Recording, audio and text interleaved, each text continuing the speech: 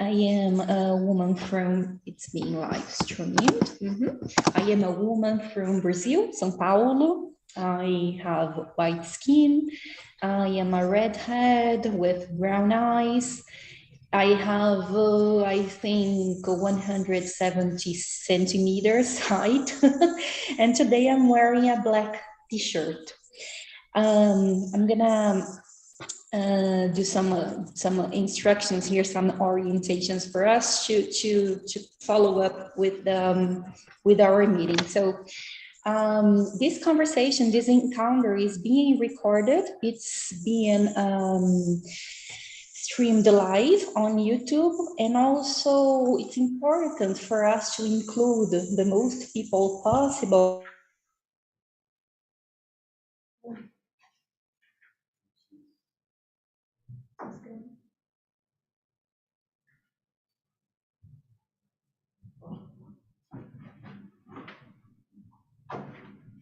Hello, I think Maria Fernanda had no connection. Maria Fernanda, are you there?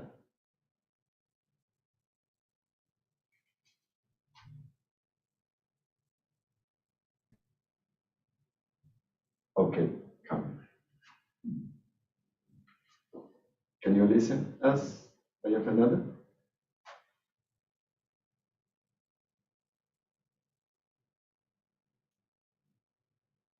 Maria Fernanda? I think she's okay. You are muted. Did you hear me or not? Yes, yes. Can you listen us?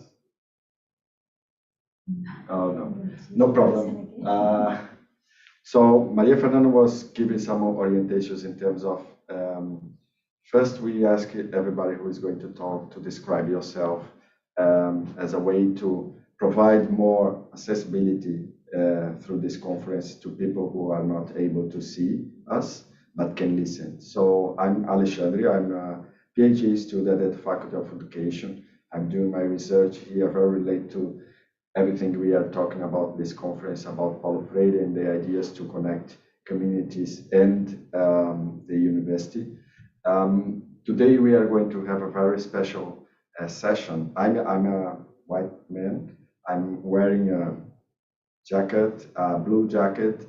I don't know how to say this in English, but it's kind of a red, dark red t-shirt, Bordeaux. Yeah, Bordeaux. And wearing jeans. So, and I'm here with one of our guest speakers in a room in the Faculty of Education in Cambridge. And very glad to have you all here. So I'm part of the collective who is organized this conference, but we are so many.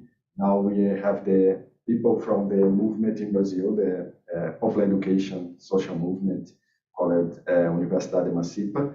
These two groups, the CLAREC, the collective I'm part, and the social movement, we have been organized. This conference is the second year to provide space, to democratize the space, and also to provide access for all the people and all the different perspectives to put together and to start discussion. How can we build a bridge between university and communities and social movements and society in general, especially those people who are marginalized in our society.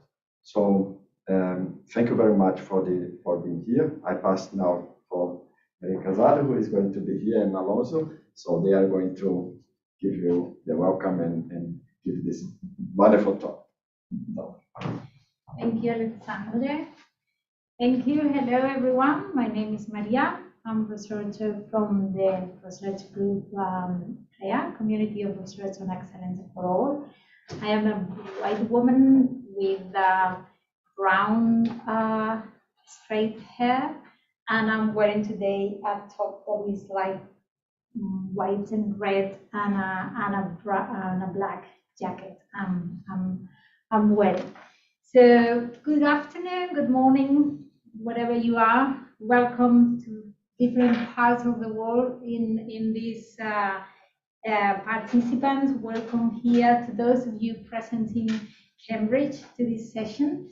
Alfonso Rodriguez Ramos and I will work. We would like to welcome and thank you for wanting to share with us this hour. First of all, we would like to thank the organizers for their enormous efforts put into together this inspiring and diverse week, especially to Alexandre Trinidad for all the care, all the support that was given us during this time, and also for inviting us to share this work, this research and social impact of the School as Learning Community project. A work that is collective.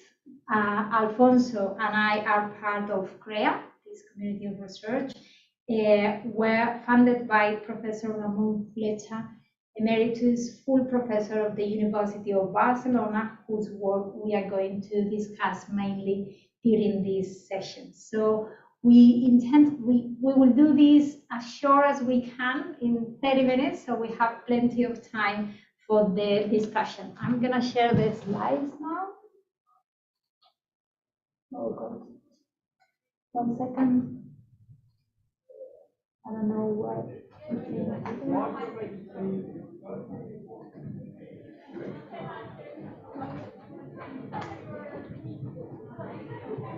Yeah. Yeah.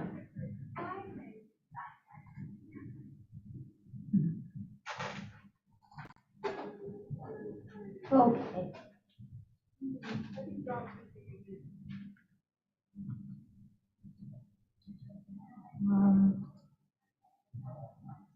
Great, I think that we are ready now. In this first part of the session, I will present briefly this friendship between Freire and Fletcher and its impact in dialogic learning that is underpinning the project, as I say, School as a Learning Communities. I will present some of the successful educational actions and also their transference and social impact.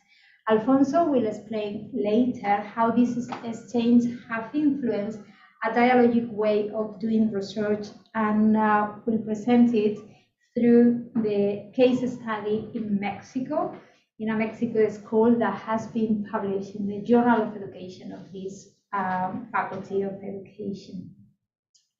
I would like to start by showing you the neighborhood where Professor Fletcher moved to when he arrived to the outskirts of Barcelona in the mid-70s. At that time, Fletcher has already read and discussed Freire through typewritten copies that circulated in a dictatorial Spain. From a quite privileged background, Fletcher had already put Freire pedagogy into practice in the poorest neighborhood of his native Bilbao. Here, in the neighborhood of La Alameda San Martin in 1978, together with his friend Jesus Gomet and others, they promote a democratic movement of adults who together dream what they want for their neighborhood. And they were dreams of a very high expectations that sought to make the best culture and the best education available to everyone. Overcoming all these reproductionist theories, and in 1975, this adult school of La Alameda San Martin that was funded, that soon has such a social impact and transformation that it was the first Spanish experience to feature in the Harvard Educational Review. This is how the San Martin neighborhood is looking now, with large boulevards and very much dignified living conditions, and with an outstanding library as well. And this is the adult school that continues to be the driving force of the whole community. This is how Professor Ramon Fletcher looks like today. But on October the 1st, when he officially became Professor Emeritus of the University of Barcelona, he shared in social media these pictures for that time, mid-70s, with the following text: "Now I have silvery hair and golden illusions.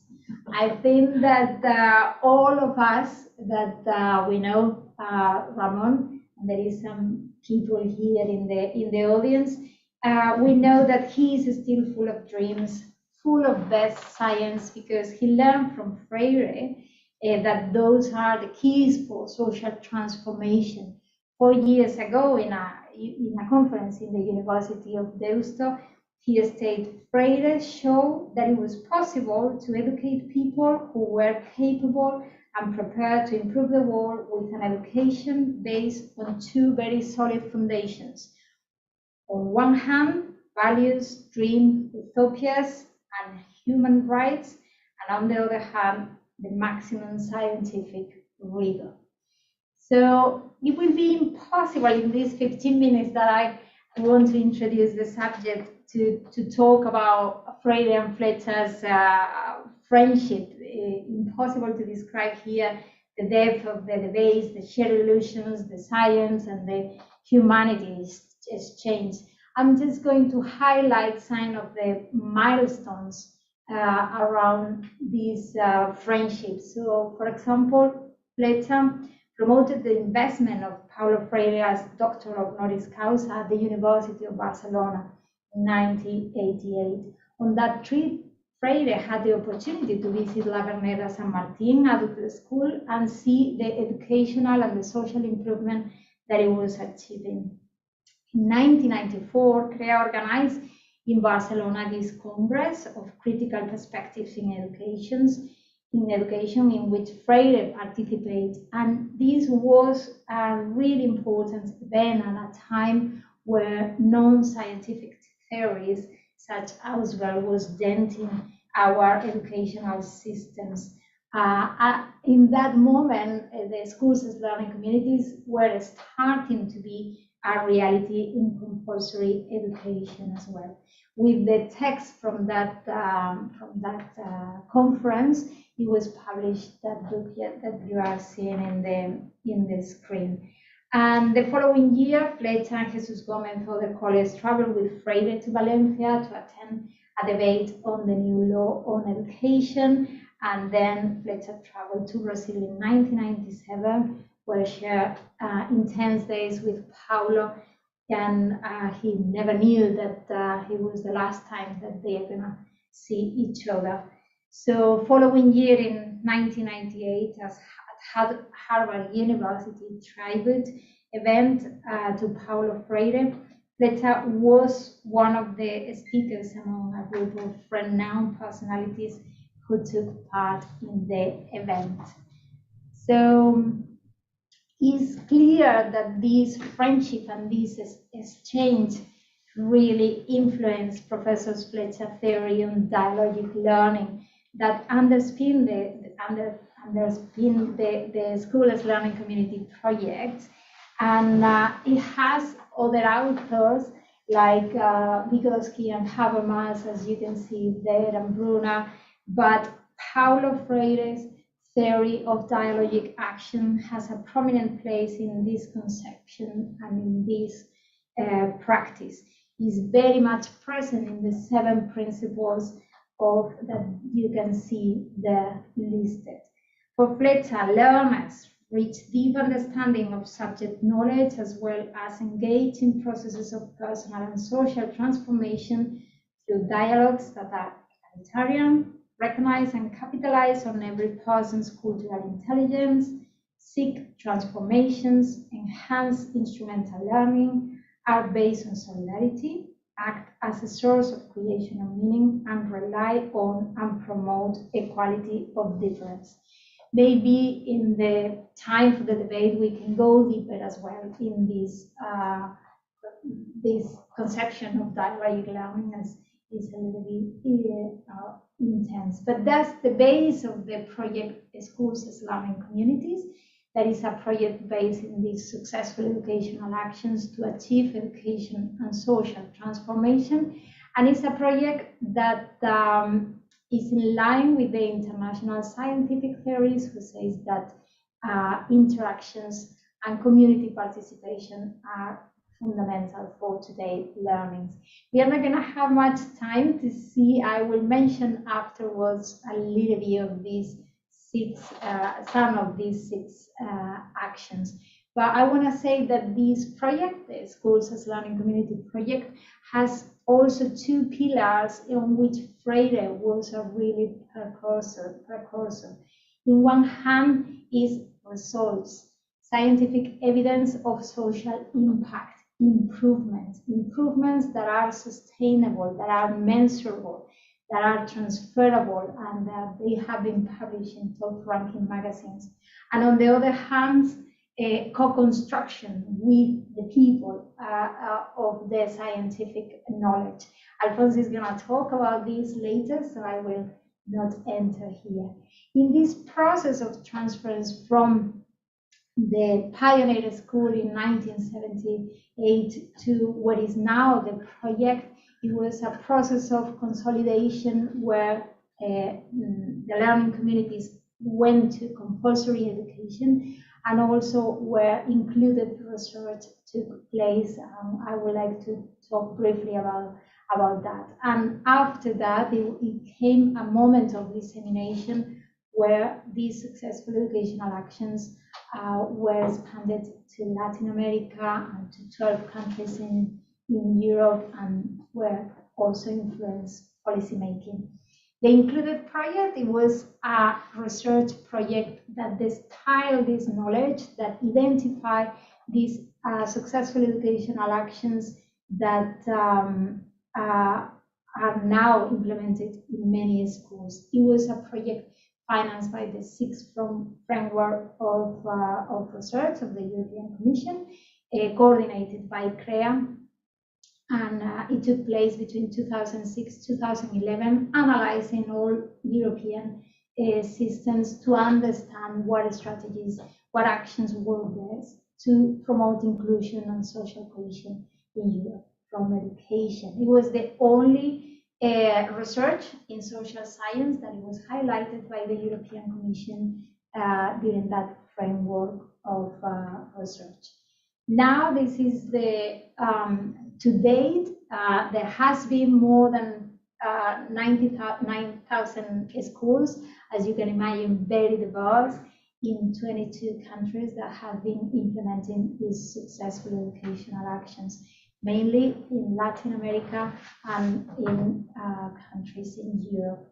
And so we like to say that this project has a strong scientific impact, has been published in many articles and books, and subsequent research after included. It has a strong political impact. More than 50 governments, regional, national, and local governments are supporting this project. Also, the European Commission has been releasing communications, recommendations, and overall, the most important thing, a strong social impact. Here, we are going to present, Alphonse is going to present one case study in Mexico. Here, you have another a strong case that is a school that with 95% of the students with a really low academic, social, economic status are achieving the best results that the elite schools in their province. Recently, this year, we have published this research synthesis, more than 60 articles showing the impact of these successful educational actions in more than 100 schools. So also you have the, as I say, we have a really short time, so I'm just gonna briefly talk about 3 of the actions of these successful educational actions. So the schools that are learning communities implement dialogic gatherings where the students in these circles debate the best universal works in art, in music, in literature, in science, in maths, and is a debate that happens in this egalitarian dialogue with a certain methodology. Families in the interactive groups, families and communities are invited inside the classrooms to be volunteers in one of those groups. There is 4 groups, 15 minutes, the children solve the activities by talking, and the family member or community member that is volunteering the group, it helps the students to solve the tasks by talking, by explaining each other. And the educative participation of the community, the included research identified that inviting families to the school to be informed or to be consulted is not going to change the results of the children. Only when families are inside the schools making decisions, helping with the evaluation, participating in the educational process of the students or their own educational process, is when we are going to improve the outcomes, the results, and increase also the participation. I'm running because I want to have time for the debate, and but we are happy to explain further any of those actions that you will be interested in the debate.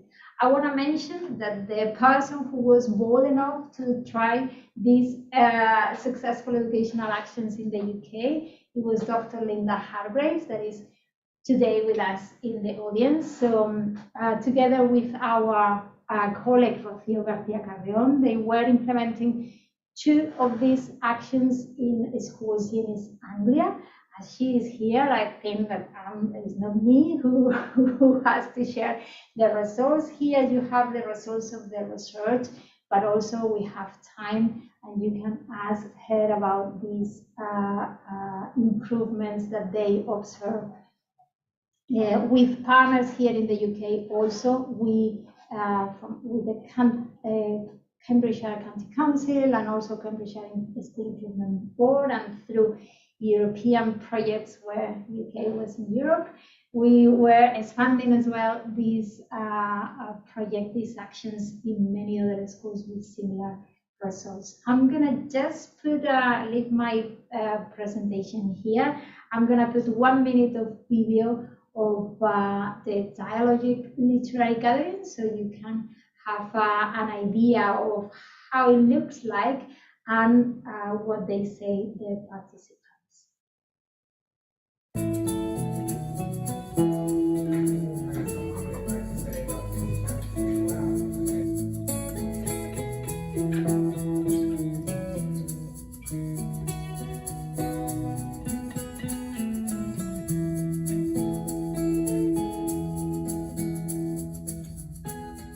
The real success stories are the ones in my class who weren't avid readers, and actually we've really struggled to get them to read and to get them to engage in literature. I found myself sort of like struggling with reading, getting annoyed at myself, and like now I've like really overcome my like fear of reading and all of that, and like I'm actually like really like starting to improve and getting better at reading. Like, I'm reading like harder books that I'd never like imagined me reading maybe like 1 year ago.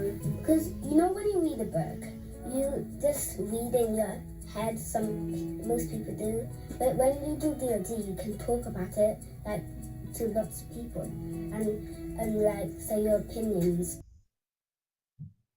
Great. I'm gonna leave it here, and I give the floor to Alfonso, that is gonna share his slides as well. Thank you.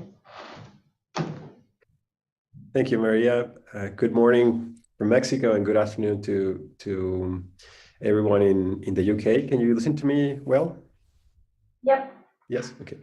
Thank you very much. Well, thank you very much for all that you presented before, Maria. I will introduce myself very briefly for everyone that is listening. I am Mexican. I am 34. I am right now. I live in Mexico in the southeast coast in a city called Jalapa, Veracruz. I am white. I am thin and tall, and I have short brown hair and a white shirt at the moment. And just to say a couple of words, as Maria herself, I am also part of this research community called Korea. And I work at the moment transferring to Latin America this fantastic project called Learning Communities that Maria just spoke about. And Well, I will now share with you some of the research that we have carried out in Mexican schools, particularly one that we will speak about. But before speaking about the case study, I'm going to say some words about the methodology that was used for analyzing the impact of Learning Communities Project in these and many other schools around the world. I'm going to share my slides now. So can you please tell me if you can see them correctly? Yeah, perfect. Great. Well, Freire's dialogic action theory not only influenced the Learning Communities Project, it also had a profound influence on a research methodology named Communicative Methodology, which was developed and put into practice by authors like Ramon, Fletcher, and Jesus Gomez, who Freire considered a close friend of his. Ramon and Jesus, they both had a clear understanding that educational research needed to employ methodologies that invited the contributions of all educational agents, meaning teachers, students, parents, policymakers, and so on, in order to generate truly usable scientific knowledge. For that reason, the methodological approach of this communicative methodology aims to analyze social reality in order to help transform it, not only describe it. It is grounded in a communicative perspective of reality that understands knowledge as being constructed through interaction and dialogue.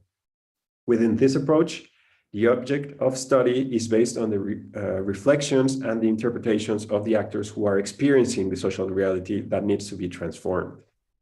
Freire's dialogic approach is a guiding source for communicative methodology, along with other authors and other theoretical contributions like Habermas, communicative action, and other theoretical contributions. Freire's theory of dialogic action stresses, as you all may know, stresses the role of dialogue as a powerful tool in raising people's critical consciousness and in leading transformation and emancipation. Through dialogue and communication, human beings problematize their reality and reflect critically on how they can be empowered to alter oppressive social structures.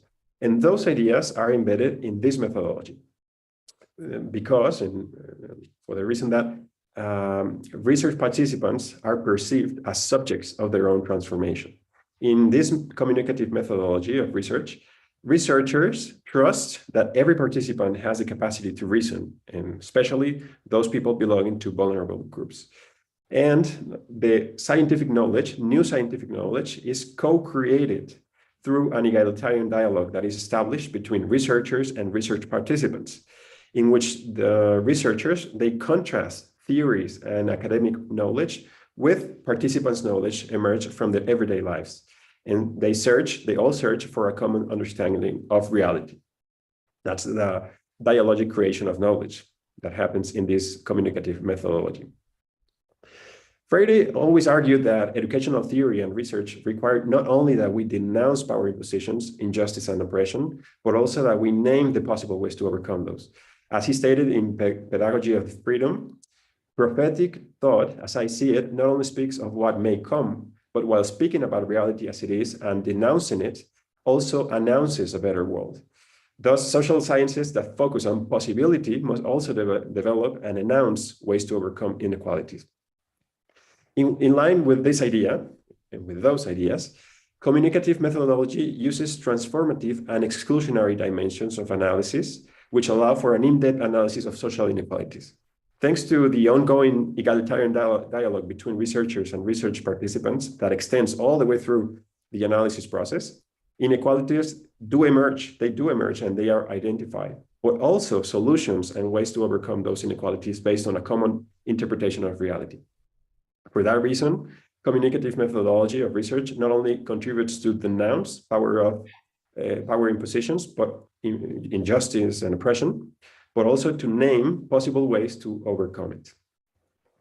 So that's the general presentation of this methodology that we're going to be discussing, and that was used in the following case study, which is the first case study of a Mexican learning community. And it was published just last year, in the Cambridge Journal of Education. And this case study used communicative methodology to explore the impact of involving family members in learning activities at school. This elementary school is located in the city of Guadalajara, Mexico, which is the third largest in the country.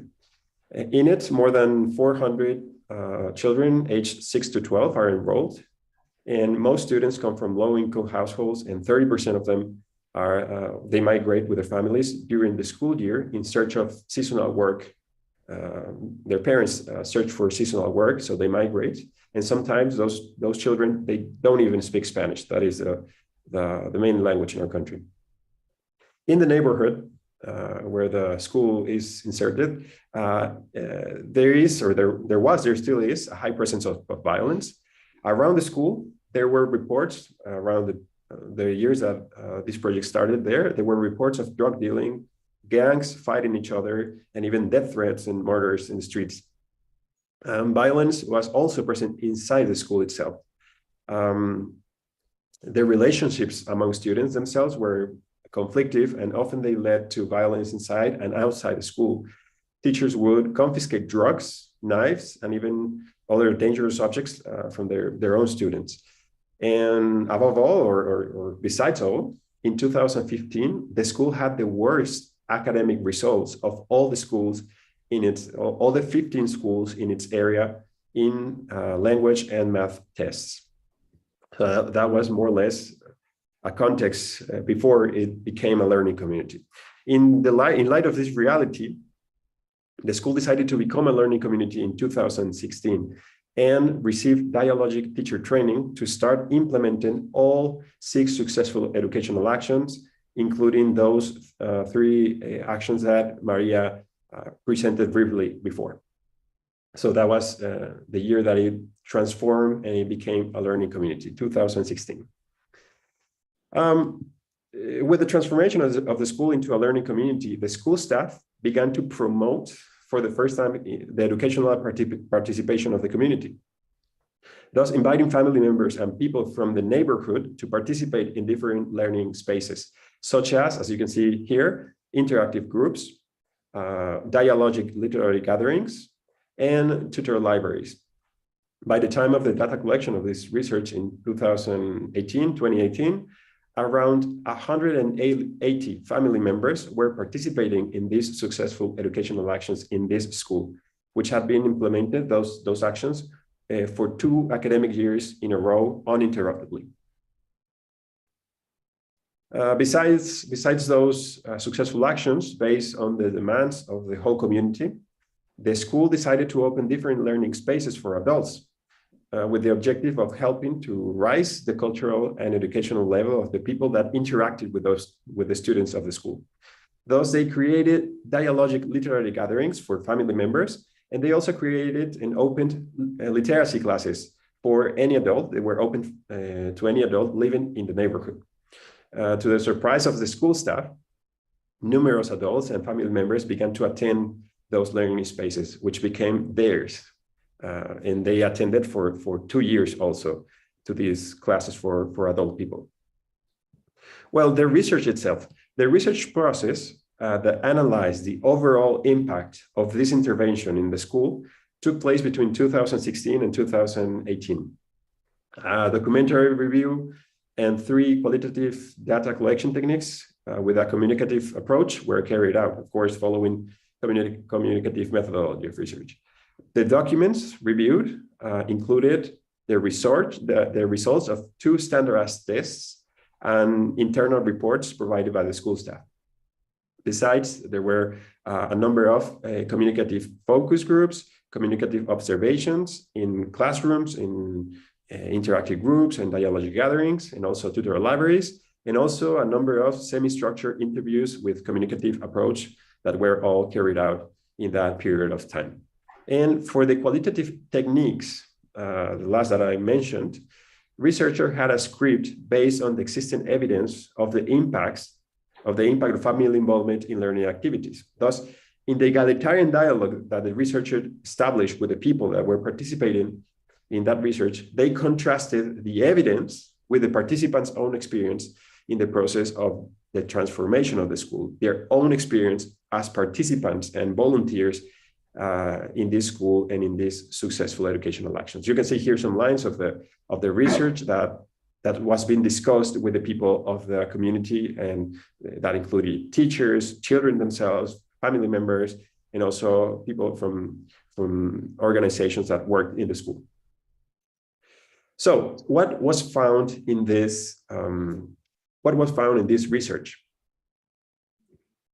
In the first place, the data and testimonies collected show that after involving families in learning activities for 2 academic years, students' academic performance and outcomes improved drastically.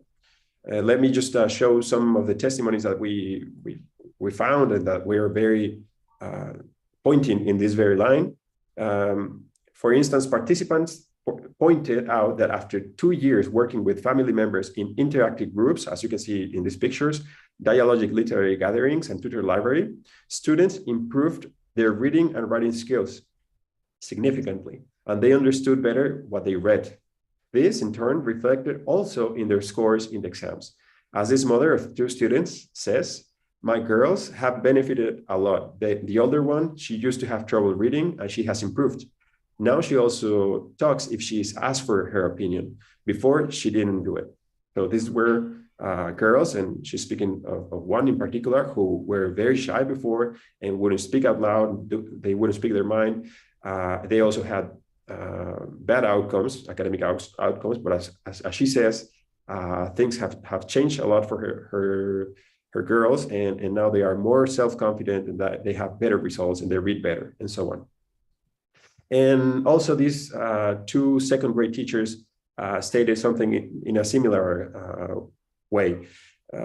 One of them says, "Before, most of my students failed in exams. Sometimes they would put the math answers in the Spanish test, or sometimes they would put numbers instead of letters. Now they don't. Children read and understand." And then the other teacher replied immediately, "This bimester, we both were surprised because there was an increase in passing the exam. There were only very few who did not pass those exams." Those were just a couple of the voices that were found in this research in the same line, in the same direction. The improvement in reading results was confirmed in 2018, not only in reading, also in math.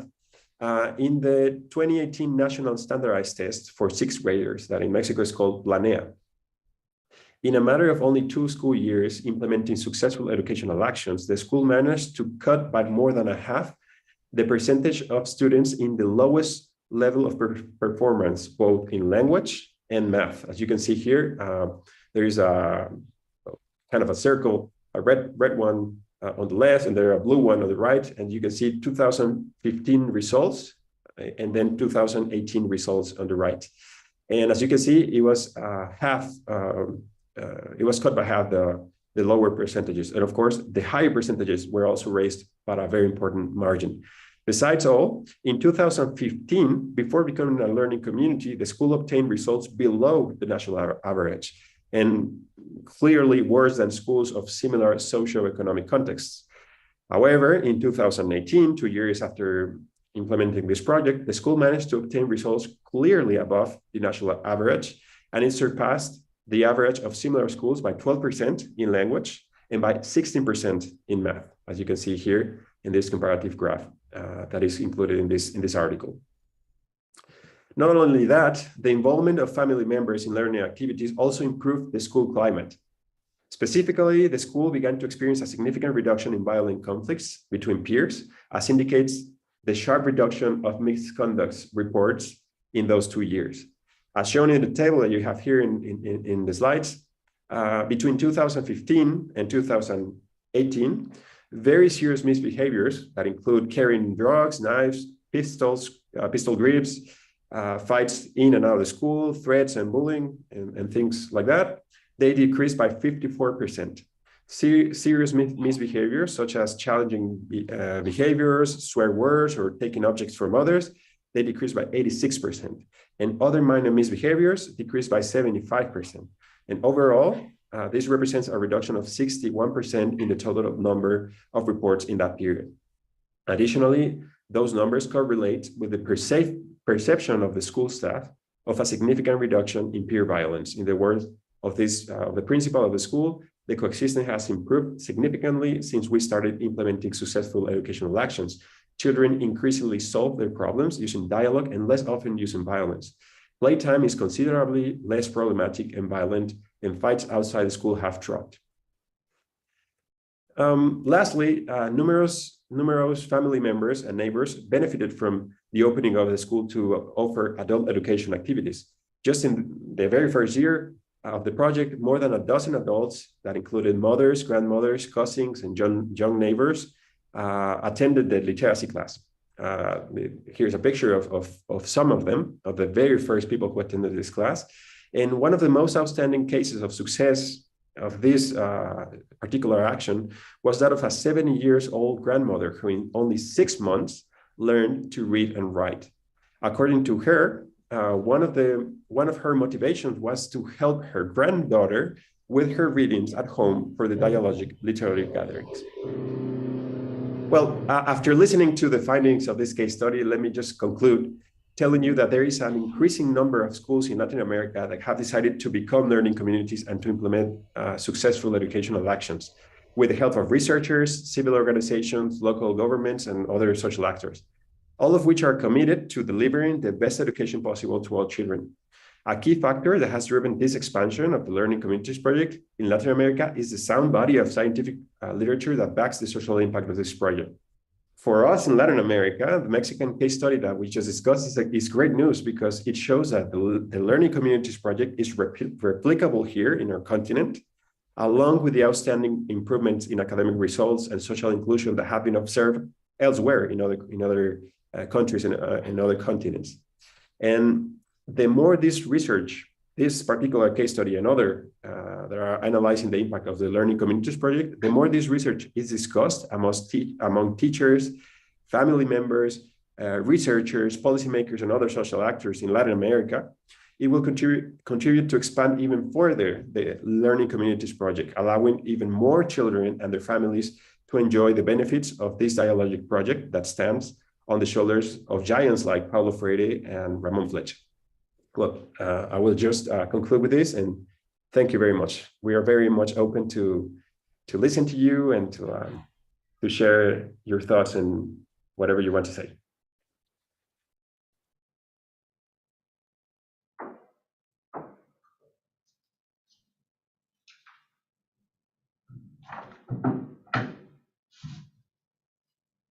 So we have some minutes now to discuss with the audience whatever you want to. You can raise your hand, you can place your question in the chat, you can open the mic. We are a small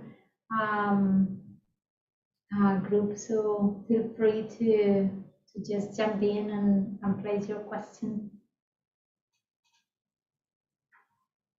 I have a question. Good. We have one in the room. Can you listen me from there? Also, can you listen? Well, or yeah. Okay. So I'm very interested program what you present, and also the project also. And all the time when I see a project that comes from Paulo Freire's ideas, ideas that subvert a lot, like the system, the educational system, I feel like I never been in this position to understand how those projects are implemented with great results, impacts. So I'm curious about what are those subversions that you follow in this kind of project, that there are some kind of barriers that is impossible to cross, and you think like, oh, in fact we could cross this point, so we could like increase the impact or have more impact. What are the main barriers to put Paulo Freire in projects like global projects like this that you present? Thank you, Alexandra, for your question. Do you want to answer, Alfonso? I can give short answer, and you can complement whatever you want to say, Maria, if you like. Yeah. Thank you, Alexander, for your actually very important question, because this is one thing that we are very concerned all the time. How can we make sure that this project has a very sound literature background is available to all, but without making it by imposition, by a banking process, like Paulo Freire says. It cannot be made available to all by decree. It has to be shared through dialogic, egalitarian dialogue, but it cannot be imposed. So that is the very first thing that we have to be very careful. Some people with very good intentions sometimes tend to want to force others to implement this project, but that is one thing that we have to be very careful about. What we have done or have tried to do in Latin America is to share the scientific evidence, just like the one that we just shared before, with stakeholders, with family members, with schools and policymakers, but never try to impose it. That's a temptation, but we have to be very careful with that. And it is the people themselves who decide to put it into practice. So they learn what happens when other schools implement it, and they decide if they want it or not for their school. And that is very important, because that helps to overcome that banking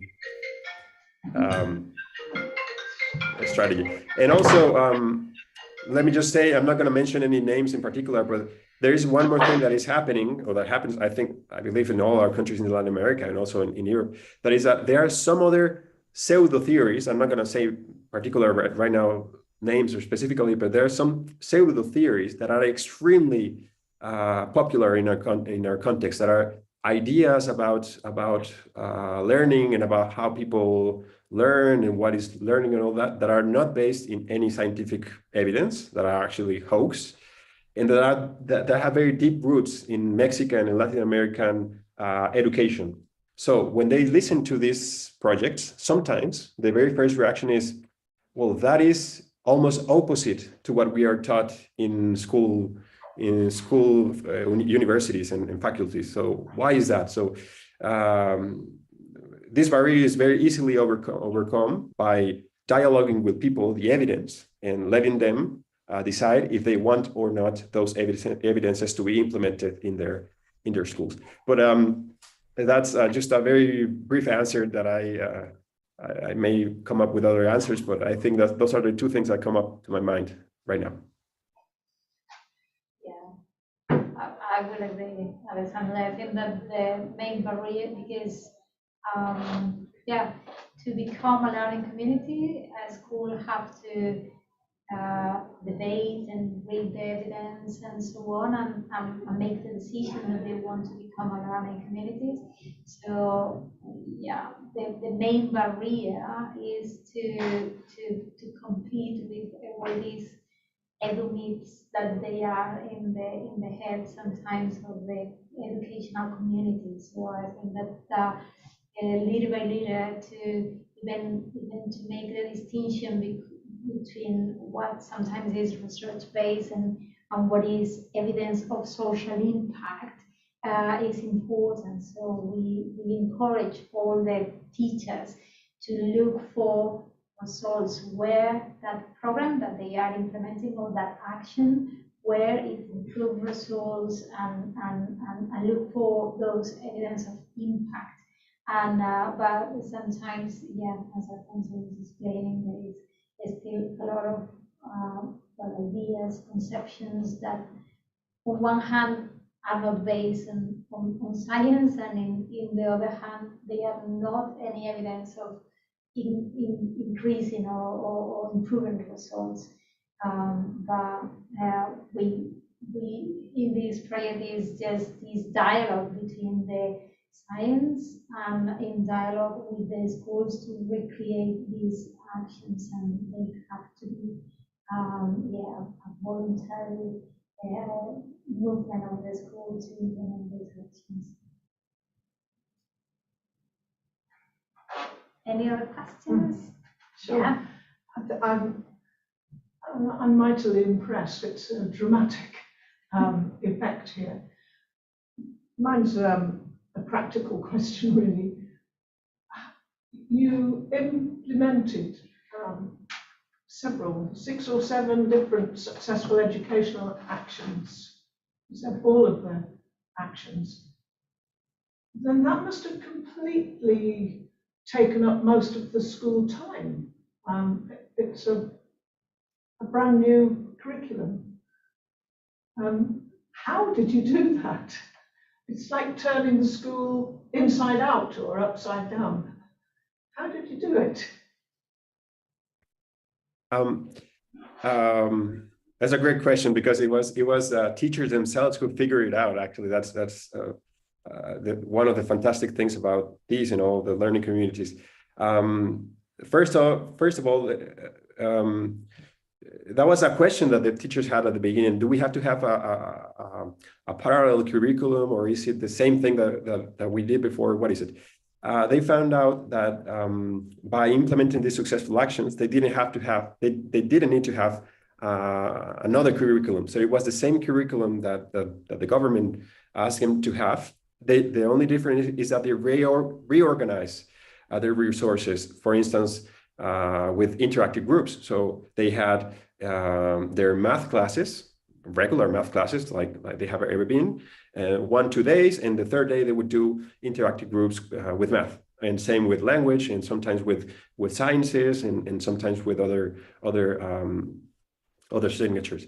And they would also make sure that, for instance, in Spanish class, they would always leave an hour for a dialogic gathering, so that, to make sure that they would read those literature and discuss those literature works of art. And they would also open up the school a little bit more for the tutor libraries 1 hour before, because this school runs in the afternoon, so they would open up before the school to allow students to go to a tutor library. So it was themselves, the teachers, who found out how to make sure that the same curricula, they would do it, they would reach it with this new organization, but most of all with the help of family members. So they would open up the classes to allow parents and grandmothers and cousins and so on to come to the classroom in math, in language, and so on, to help students learn in those classes. So that is the way that they made sure they didn't have to have a parallel set of curriculum and so on. It was the same one. So and that's how they did it. Okay, thank you. And I think they must have been very committed to put in that amount of time and planning and management to do it. So either they were desperate, given their previous results, to do something about it, or both, absolutely determined that it would work. Thank you very much. So it's really. No, thank you. And they were, it's just like you say, they were desperate. Their situation was dramatic. So they decided to do this and to engage in the transformation of the school. And it took time, it took effort, and a lot of organization. But after a couple of years, they said, great, that it was better to put this time into this reorganization than keep the same path that we had for any longer. So it is just like you said. Yes, exactly. Kelly and Aspasia, they raised them all there. Sure. We cannot see your hands, but open your mic and raise your questions.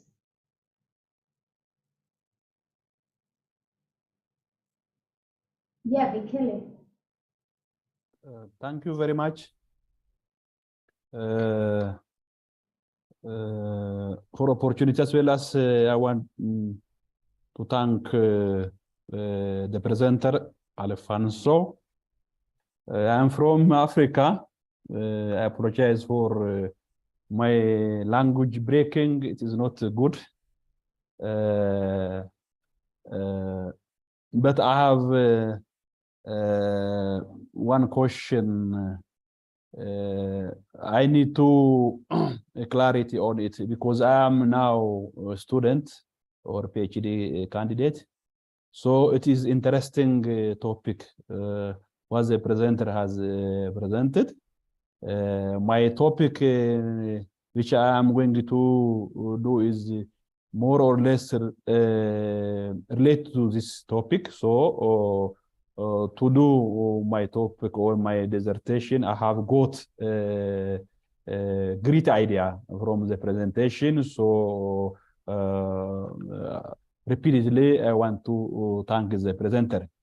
So my question is regarding to the research theory.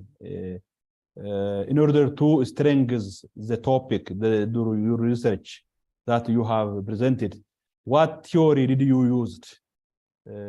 Would you give some explanation regarding to the theory that you have used to strengthen your study? Thank you very much. Thank you, Bekele, very much for your question. I'm so glad to be speaking to you from Mexico and you in Africa and everyone else. Just let me clarify, are you speaking of a theory regarding the methodology itself or regarding the Learning Communities project?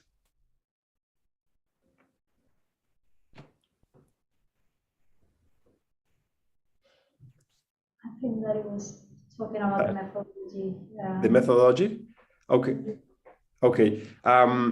Well, the methodology that we used in this case study, but also in the research included, that is the one that Maria explained before, is called Communicative Methodology. And it was developed by Ramon Fletcher and Jesus Gomez and other researchers and authors. Ramon Fletcher from the University of Barcelona. And this methodology takes ideas, very importantly, from Freire and also from Habermas and other theories. But you can look up in research papers, in research databases for communicative methodology, and you can find Ramon Fletcher, Aitor Gomez, and other researchers. And sure, we can share emails if you like. Thank you very much. It's clear. I will send you my email to you. Share me what you have mentioned. Thank you very much. Thank you for your question. We have another question. Dina, go ahead. Yeah, hi, hola Alfonso. I'm also from Mexico and doing my PhD here at the Faculty of Education in Cambridge. And it's very interesting. Thank you for sharing your project. And I have two questions. So this school is a government public school, or is it a private, like kind of, I don't know, charity perhaps, school, or how does it work in combination with like the public curriculum in Mexico? And the other question is, what are the main challenges to making this adaptation or this other extra project for teachers and in the school? What are the main challenges that you faced? Sure. Thank you, Dina.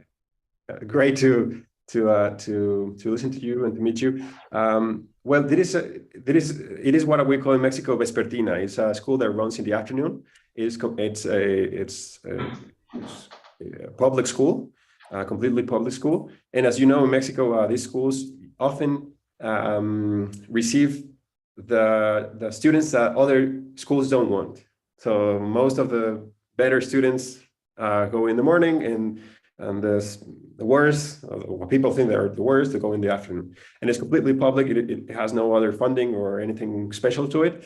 And it is in the outskirts, in the south of Guadalajara. It's not Guadalajara itself. It's actually in Tlajomulco. It's even more to the south.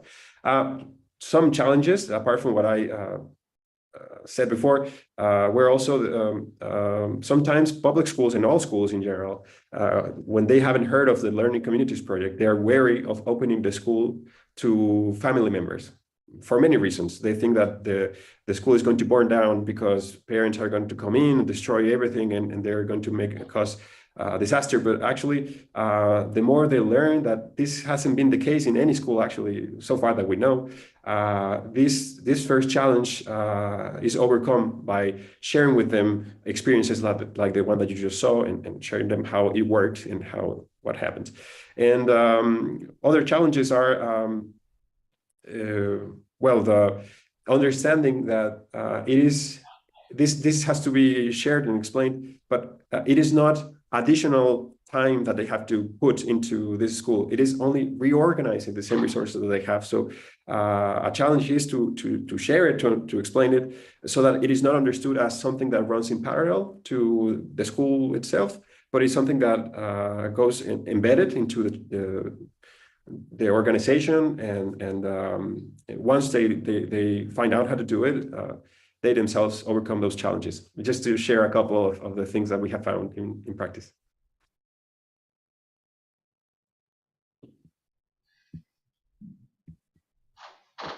Thank you for your question.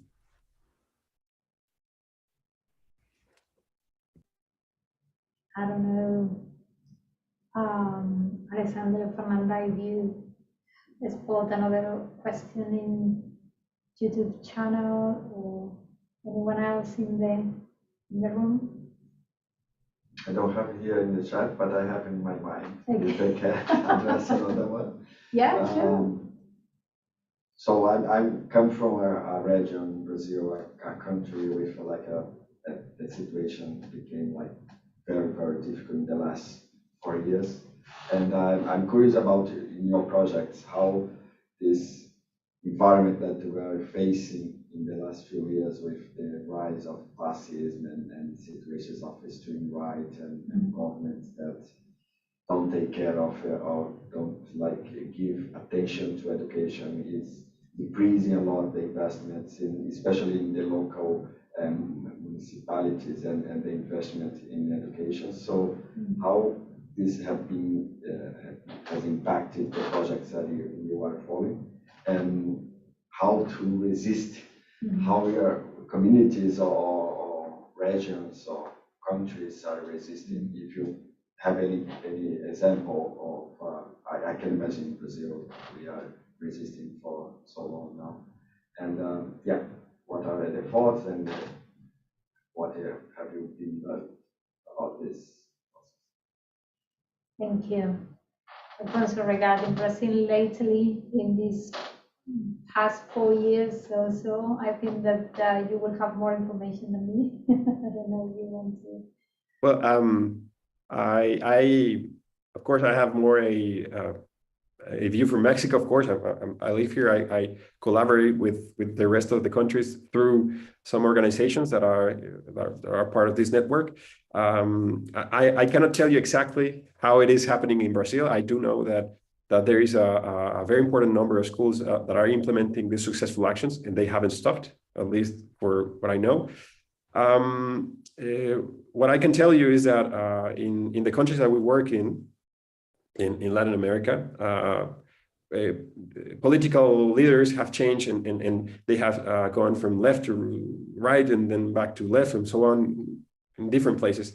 And what we have noticed is that this hasn't affected the transfer of the project, as far as we know, to the countries. We have worked in places with left governments, with right governments, because we are not, say, on the side of any of those. We are sharing scientific evidence and sharing it with people, and those who want to use it, they do, and we help them do it. But we're not joining any political side. We're debating with anyone that wants to improve education, and that's why we have schools in all these kind of countries.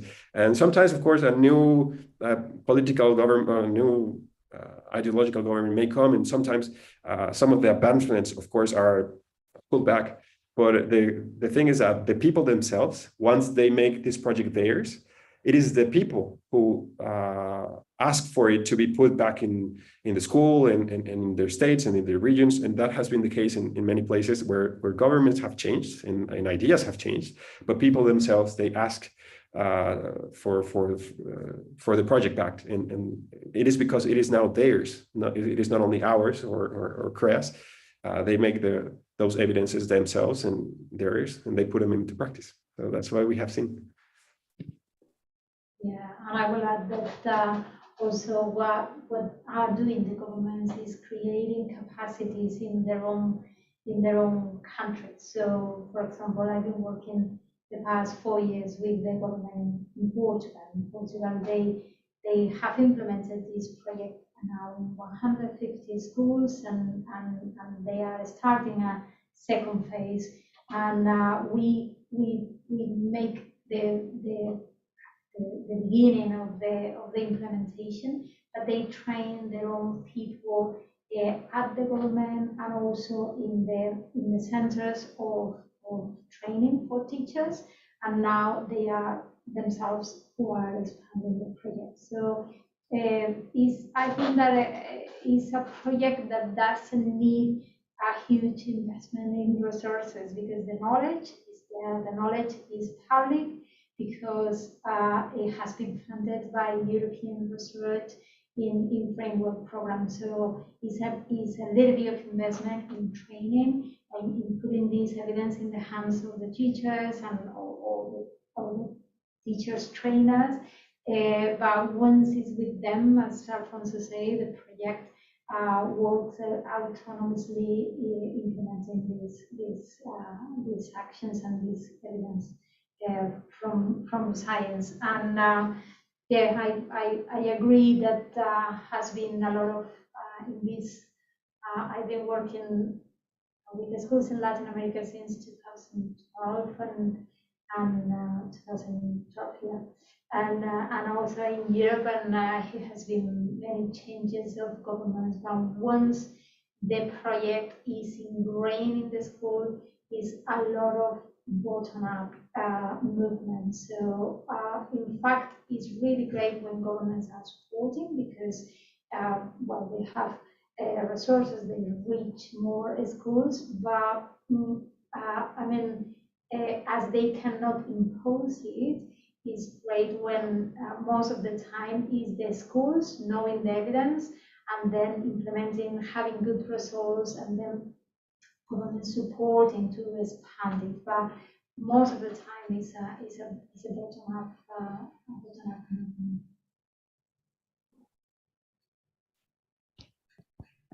Maria, hello there. Hello. It's Maria Fernanda here. I don't know if you're able to listen to me in the beginning of our presentation. Suddenly I lost the internet signal and then my computer crashed, but now I'm back. It's a pleasure to be here with you. I have a question here on our chat from Maria del Socorro, who asked, maybe you could share with us a little more about students' perspectives about this project in Mexico. How do the students feel about this project? Sure. Thank you, Maria Fernanda and Maria del Socorro, for these questions.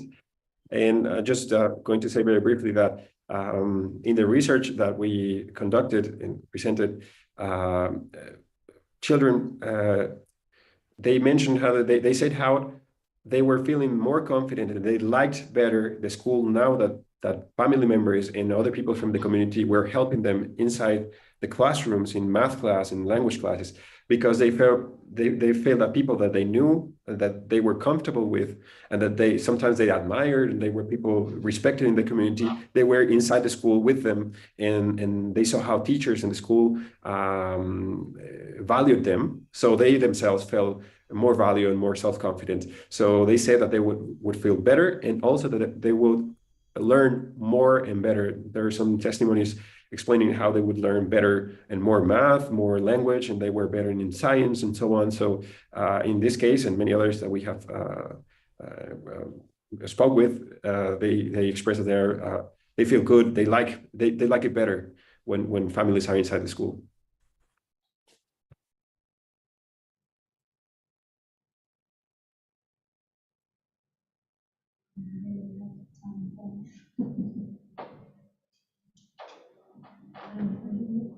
Yeah, we have another question in the room. Okay, thank you. You had dramatic effects and also talked about both Maria and Alfonso, you've spoken about impact, but one of the things that kind of defines impact, I think, is that the project and the actions and the effects continue after the initial input and become kind of self-sustaining. So you presented us with figures from 2017 to 18. Do you, and since then, of course, we've had a pandemic, which may have made things more difficult, but do you have any evidence of the sustainability of the project? Thank you, Linda, for your question. We do, but it's not published as what we just shared before. We do have evidence because we have kept the relationship going with the school, and throughout the pandemic, for instance, in Mexico, schools were closed for almost a year and a half, unlike other places in Europe and other parts. So we spoke with them and we helped them with whatever they needed, but they themselves made sure that as much as they could, they would transfer those successful actions to this kind of virtual interactions. For instance, they kept on doing dialogic gatherings with children, for all children of all ages, for family members. They also kept doing the pedagogical gatherings for their own pedagogical training. And they also carried out actions like mixed committees, I think they're called in English, mixed committees, to carry on reaching dreams and transforming the school and transforming the situation that was taking place. And they even experimented, and they successfully carried out interactive groups online. That was in this period of a year and a half.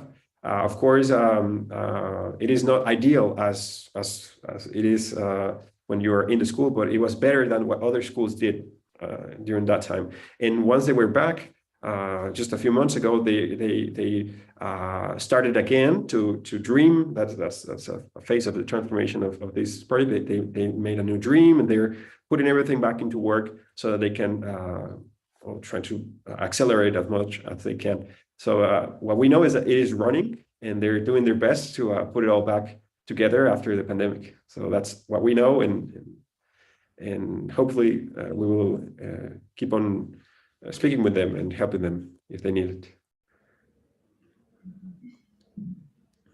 Thank you. Thank you very much. Thank you. I don't know if there's any other questions.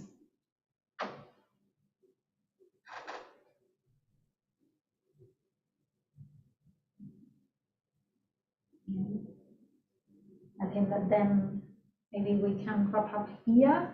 I don't know, I let the organizers wrap up. I just want to say a big thank you to all of you for sharing the session. Alfonso and myself, we are here beyond this session. If you have any question or query about the research or the project, and it has been a pleasure to share this time with you. Thank you again for the organizers for this amazing week, remembering and honoring not only Freire's words and theories, but also making them grow, put it into practice, and keep achieving good results to more children and more families and more communities. Alfonso, if you want to wrap up. No, thank you so much to all the organizers and to all the people here. And it was a delightful morning for me, having all these ideas and thoughts and questions. Thank you very much.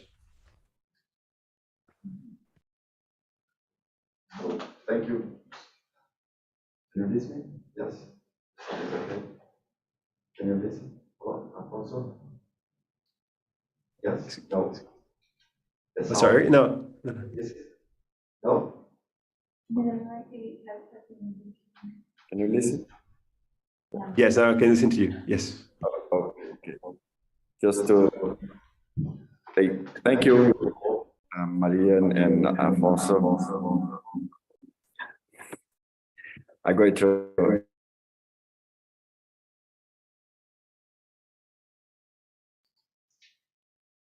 just to say thank you so much, Alfonso and Maria. It was a great pleasure to have you. Maria and Linda also come for the second conference. And I would say that this year, the conference is quite different compared to last year. We have like small groups in many different sessions. And we have as a participant of like facilitators, Ian and Maria Fernanda and many others who are part of these small groups. We have the challenge after to systematize everything, like to organize all this information, keep going to the next next year. So, and also involve some of the authors who are going to organize the next conference. So thank you so much, because it's a lot to add what we are going to discuss in our final meeting during the conference. Thank you so much. Maria Fernanda, like to say some words? Yes, I'd like to thank you all very, very much.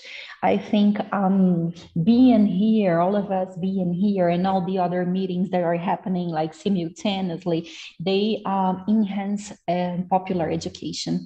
Here in Brazil, we have Rede Emancipa, that's one of the organizers of this conference, who acts really links within the popular education. It's a pleasure to be part of Rede Emancipa and to be here with you as a facilitator, though I couldn't I couldn't really deliver what I was asked for, but it was truly a satisfaction. Thank you all very much.